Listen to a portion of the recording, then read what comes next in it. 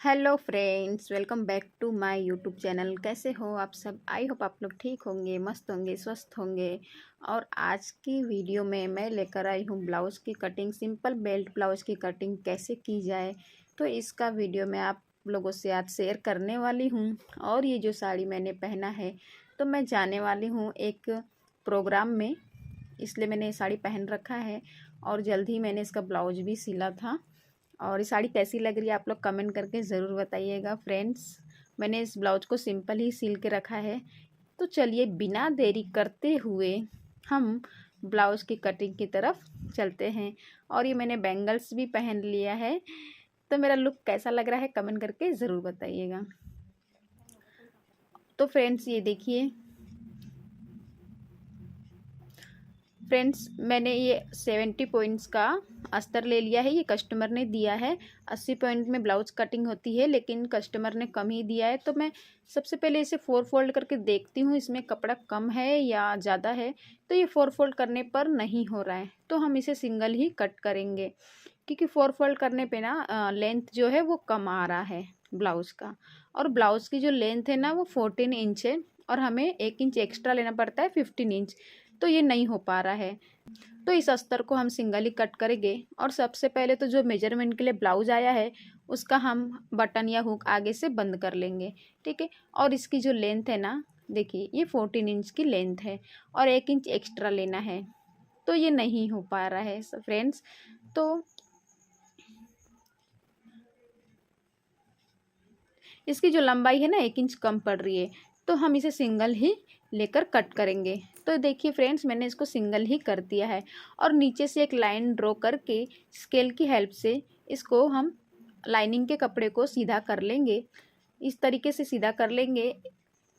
और अब ब्लाउज़ की लेंथ लेते हैं। तो ब्लाउज़ की जो लेंथ है वो 14 इंच है, तो मैं 15 इंच ले लूँगी। 1 इंच सिलाई के लिए मार्जिन रखना बहुत ज़रूरी है। और जैसा कि आप लोग देख रहे हैं ये डीप नेक है, तो डीप नेक के लिए कभी भी कोई भी साइज़ का ब्लाउज हो फ्रेंड्स, आप लोगों को शोल्डर का मेजरमेंट लेना ज़रूरी नहीं है। आप लोग 5.5 या 5.25 भी रख सकते हैं। और 5, और जिसको डोरी वोरी नहीं लगाना है ना, तो उसके लिए 5 इंच भी रख सकते हैं। तो डीप नेक का ये फॉर्मूला आप लोग 5.5 बराबर से हमेशा याद रखिएगा। और ये मैं आर्म होल का मेजरमेंट ले लेती हूँ। इसका आर्म होल भी जो है ना वो 5.5 इंच आ रहा है। तो आप लोगों को दिख नहीं रहा होगा, लेकिन ये 5.5 इंच का आ रहा है, ठीक है। तो आर्म होल मैंने ना 5.5 इंच का पहले शोल्डर ले लिया, और 5.5 इंच का मैंने आर्म होल ले लिया। तो डीप नेक के लिए आप लोग ये फार्मूला ज़रूर ट्राई करिएगा। और आर्म होल कैसे निकालते हैं इसका भी वीडियो मैं आप लोगों से शेयर ज़रूर करूँगी। आर्म होल निकालने के लिए ना फ्रेंड्स, जो अपना बस्ट है ना, बस्ट का छठवां हिस्सा हमें लेना पड़ता है, ठीक है। और अब मैं चौड़ाई ले लेती हूँ। तो ये ब्लाउज है 34 बस्ट साइज का। तो 34 का मैंने हाफ कर लिया। तो 34 का ना 1/4 हमें निकाल लेना है।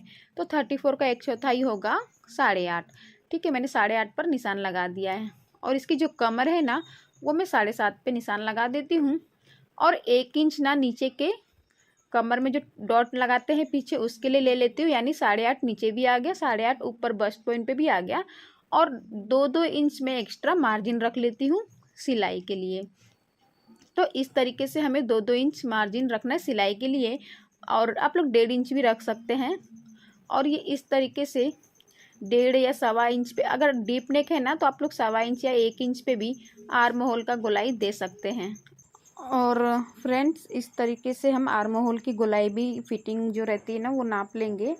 ये हमारा 7.25 इंच आना चाहिए, क्योंकि मैं जो मेजरमेंट के लिए ब्लाउज़ लिए है ना उसमें भी 7.25 की फिटिंग थी। और यहाँ से मैं 2.5 इंच गले के लिए ले लूँगी। और नीचे से जितना डीप है, नीचे से मैं 1/2 इंच सिलाई का छोड़ते हुए, जितना इनका डीप नेक है ना, मैं इस तरीके से मेजरमेंट लेती हूँ ब्लाउज के। और नीचे से मैं 3 इंच लूँगी चौड़ाई। और एक लेंथ, स्केल से एक लेंथ ड्रॉ कर लेंगे और इसको गोल कर लेंगे। यहाँ से मैं गले की तरफ से ना 1/4 इंच डाउन कर दूँगी, क्योंकि डीप नेक है तो ये शोल्डर गिरेगा नहीं, ठीक है। और यहाँ से मैं राउंड शेप दे देती हूँ क्योंकि ये गले का राउंड शेप है फ्रेंड्स। ठीक है, तो इस तरीके से ब्लाउज़ हमें बेल्ट वाले ब्लाउज़ कटिंग करने हैं। लेकिन अभी ये बैक पार्ट है, आप लोग फ्रेंड्स कोई भी गला का डिज़ाइन दे सकते हैं। ये कस्टमर का है तो उन्हें गोल गला ही चाहिए। और अब मैं ब्लाउज की कटिंग कर लेती हूँ। ये देखिए मैंने बैक पार्ट कटिंग कर लिया है और यहाँ से ना हल्का सा राउंड शेप कर देंगे, जिससे कि जो पीछे की तरफ बैक पार्ट उठता है ना वो उठेगा नहीं और अच्छे से इसकी फिटिंग बैठ जाएगी। और मैं डॉट पॉइंट लगा देती हूँ। तो 2 इंच जो मैंने मार्जिन एक्स्ट्रा लिया था उससे हमको निशान लगा लेना है और जितना भी आया ना उसमें 3 या गले के नीचे तक ही हमको लाइन ड्रॉ कर लेनी है फ्रेंड्स, पीछे के डॉट के लिए।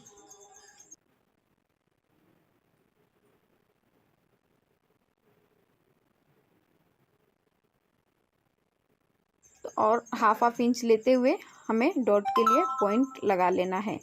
तो इस तरीके से दोस्तों ये बैक पार्ट की कटिंग पूरी हुई। और जो गला है ना मैं उसको अभी नहीं कट करूँगी।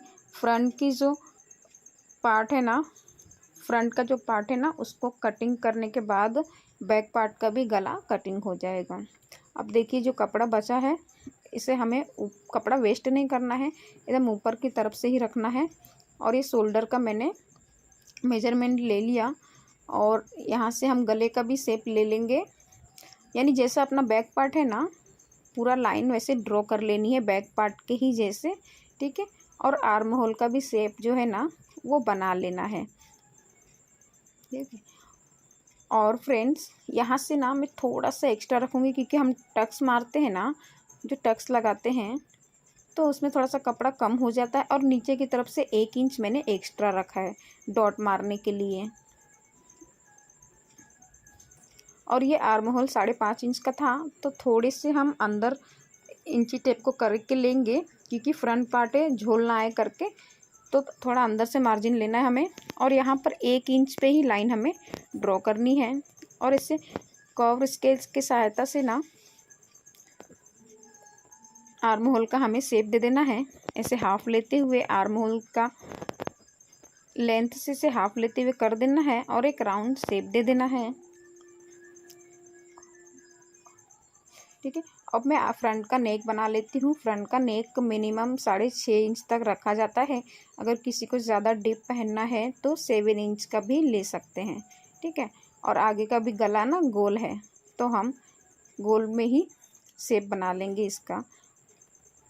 और इसमें भी मैंने 1/4 इंच डाउन कर लिया है गले के तरफ से, जिससे कि हमारा शोल्डर उतरेगा नहीं। और ये गले का मैं राउंड शेप दे रही हूँ। इस तरीके से गले का राउंड शेप करते हैं। और यहाँ से हमें 2 इंच लेना है नीचे की साइड से और यहाँ से भी हमें 2 इंच लेना है। क्रॉस पट्टी के लिए हम बना रहे हैं और इसे एक सीधी लाइन ड्रॉ कर देनी है। ठीक है, और वहाँ नीचे से नहीं क्या 2.25 इंच पर हमें एक और निशान लगाना है। और टक्स की जो चौड़ाई होती है ना, टक्स का चौड़ाई, तो उसके लिए ना बस्ट का 10वां, जितना अपना बस्ट है ना उसमें 10 का हम भाग कर देंगे। तो कुछ 3.4 आ रहा था फ्रेंड्स ये, तो मैं 3.5 पे निशान लगा देती हूँ। 1 सेंटीमीटर इधर उधर चलता है, कोई बात नहीं। तो कभी भी हमें ना बस्ट की चौड़ाई का डॉट पॉइंट निकालने के लिए बस्ट का 10वां हिस्सा लेना पड़ता है। और इस तरीके से मैं हल्का सा राउंड शेप दे रही हूँ। और बैक साइड और आर्म होल के साइड से भी थोड़ा सा 0.5 हमें राउंड शेप ले लेना है। और नीचे की साइड से 1 इंच एक्स्ट्रा ले लेना है क्योंकि हमारा सिलाई में मार्जिन जाएगा 1/2 इंच ऊपर 1/2 इंच नीचे। तो इस तरीके से हमारा फ्रंट का पार्ट रेडी हो गया है। और बिना देरी करते हुए अब हम इसकी कटिंग कर लेंगे। अगर दोस्तों आप लोगों को समझ में नहीं आया तो मेरी और भी वीडियो है, आप लोग उसे ज़रूर देखिएगा। लेकिन आना तो चाहिए, आप लोगों को समझ में आ ही जाएगा। जो बिगिनर्स है उनको थोड़ा प्रॉब्लम हो सकती है, लेकिन इस तरीके से ब्लाउज कटिंग करने पे ना परफेक्ट मेज़रमेंट का ब्लाउज बनता है दोस्तों, और बहुत ही इजी तरीके से कटिंग हो जाता है। तो मैं फ्रंट का भी पार्ट कटिंग कर ले रही हूँ। और क्रॉस पट्टी भी हमारा इसमें ही निकल गया फ्रेंड्स। आप लोग चाहे तो क्रॉस पट्टी को चौड़ाई नाप कर, कमर का चौड़ाई नाप कर 2 इंच एक्स्ट्रा लेकर भी इसे कट कर सकते हैं। तो हमारा बैक का पार्ट कट हो गया, फ्रंट और क्रॉस पट्टी कट हो गई बेल्ट ब्लाउज की। और अब मैं स्लीव की कटिंग करूँगी। तो स्लीव की कटिंग करने के लिए जितना हमारा बस्ट है ना, जितना हमने बस्ट लिया है 8.5 इंच पर निशान लगाया था ना, तो हमें 8.5 इंच पे ही स्लीव की चौड़ाई भी लेनी है फ्रेंड्स। तो 8.5 इंच पे मैं निशान लगा लेती हूँ चौड़ाई की। तो ये चौड़ाई मैंने ली है 8.5 इंच की फ्रेंड्स। और स्लीव की लेंथ तो कपड़े के हिसाब से, ब्लाउज़ का जो मेजरमेंट है ना, उस हिसाब से आप स्लीव का मेजरमेंट ले सकते हैं। और चौड़ाई जितना बस्ट पॉइंट हमारा रहता है ना, उसका चौथा हिस्सा ही लेना है स्लीव कटिंग के लिए, ठीक है।